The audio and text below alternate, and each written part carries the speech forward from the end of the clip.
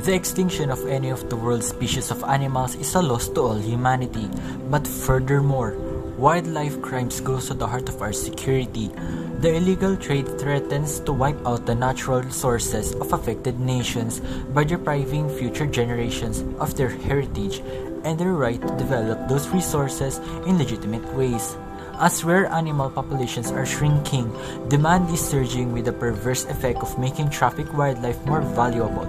Some endangered species are now literally worth more than their weight in gold, which makes it even harder for governments and international bodies to counter this trade. Wildlife is defined as a domesticated animal species, but has come to include all living organisms that grow and live wild in an area without being introduced by humans.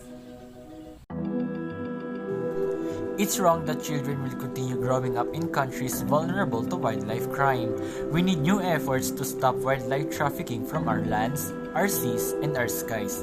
But time is not our side. So we need people, humans, should move now.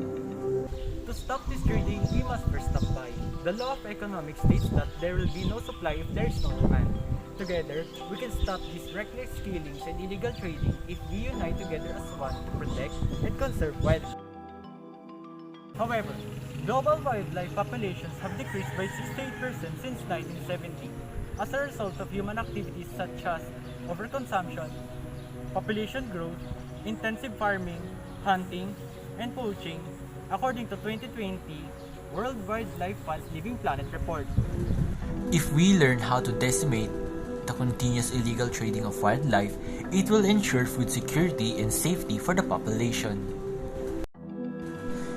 This is because illegal wildlife trade has a significant impact on human health as well.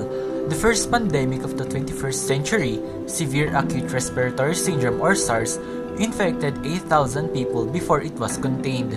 SARS spread began in China's wet markets where numerous wild animals are bought and sold for use as pets, trinkets, food, or superstition. Also, the outbreak of the novel coronavirus around the world started at wildlife markets selling bats and snakes for human consumption in Wuhan, China.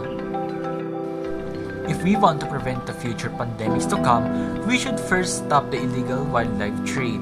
We need the planet more than it needs us. Love each other or perish is not just an aphorism applicable to humans.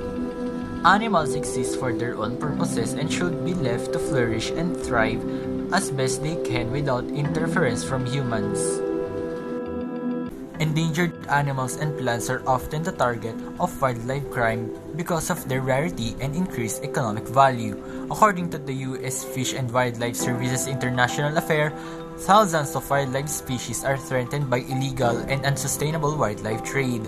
For example, in recent months, significant media attention has gone to the plight of the world's rhinoceros species, which are facing increased poaching as demand for their horns increases in Asia. In some parts of Asia, rhino horns is considered to be a powerful traditional medicine used to treat a variety of ailments. While there is a little scientific evidence to support these claims, the dramatic rise in poaching to supply this demand is pushing rhinos towards the brink of extinction. Illegal wildlife trade is estimated to be a multi-billion-dollar business involving the unlawful harvest and trade in live animals and plants, or parts and products derived from them. Wildlife is traded as skins, leather goods, or souvenirs, as food or traditional medicine, as pets, and in many other forms. We should stop abusing Mother Nature or else it could lead to humanity's greatest